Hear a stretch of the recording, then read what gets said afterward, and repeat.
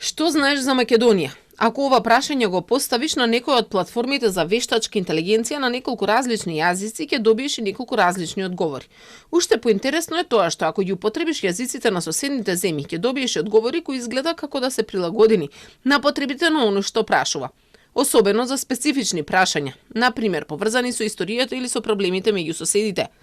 На бугарски јазик, освен што ќе добиеш основни податоци за Македонија, во делот за историјата уште пишува: сложени со периоди на тензии поради историски и јазични прашања, но Бугарија и натаму е меѓу најактивните поддржувачи на евроинтеграциите во минатото. Ова го нема во македонската верзија на одговорот на ова прашање, туку дека Бугарија ја условува Македонија за ЕУ преговори со уставни измени. На албански нема многу податоци за Македонија, но например не е споменат Охридскиот рамковен договор, за разлика од преспанскиот со кој земјава го промени името.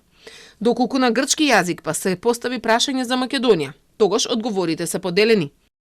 Грчка Македонија останува економски, културен и туристички центар на северот, како што е Солун, Халкидики, планините, археолошки локалитети, храна, ноќен живот. Северна Македонија. По преспанскиот договор во 2018-та, официјалното име е Република Северна Македонија. Договорот се применува, но се уште предизвикува силни реакции и на двете страни.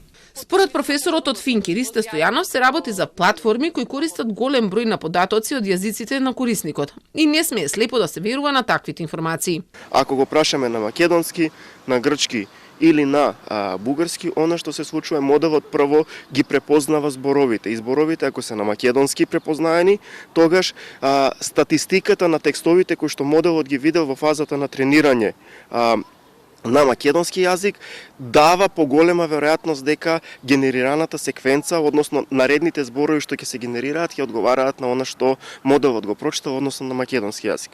Аналогно, ако проставиме на бугарски јазик, одговорот е поверојатно дека ќе биде многу поголемо влијание од бугарските текстови, аналогно на грчки од грчките текстови. Според експертот од Хашкиот центар за стратешки студии Лаура Джаспер, сепак ова би можело да премине во странско влијание, но само под експлицитни околности. Многу е важно да се разјасни дека самиот модел нема намери. Иако не може строго да се смета за странско влијание, може да се користи како алатка за вршење странско влијание. Ширењето на дезинформациите зависи од податоците за обука, но имало случаи кога резултатите одразуваат дека се напојуваат од дезинформации.